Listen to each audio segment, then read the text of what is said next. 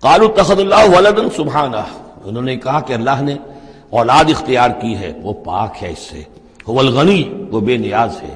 یہ لفظ یہاں بہت اہم ہے، غنی، بے نیاز ہے، اس کا کیا تعلق ہے اولاد نہ ہونے سے؟ اصل میں انسان کو اولاد کی تمنا اس لیے ہوتی ہے کہ اسے یہ معلوم ہے کہ مجھے مرنا ہے، میں تو فانی ہوں، میری اولاد کے ذریعے سے میرا نام زندہ رہے گا۔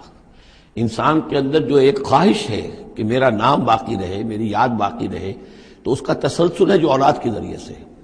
اللہ تعالیٰ چونکہ فانی نہیں ہے، باقی ہے، اسے کسی اولاد کی احتیاج نہیں ہے، وہ ہمیشہ خود قائم رہنے والا ہے، اس لیے اس کی شان اس سے بہت بلند ہے کہ اسے اولاد کی حاجت ہو۔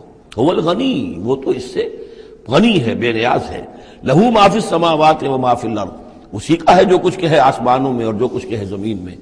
ان عندکم من سلطان بہذا، نہیں ہے تمہارے پاس کوئی سند، کوئی دلیل اس چیز کے لیے کہ تم نے اللہ کے لیے اولاد تراش لی ہے۔ اتقولون علی اللہ ما لا تعلمون، کیا تم اللہ کی طرف منسوب کر رہے ہو وہ چیزیں جن کے لیے تمہارے پاس کوئی علم نہیں، کوئی دلیل نہیں، کوئی سند نہیں۔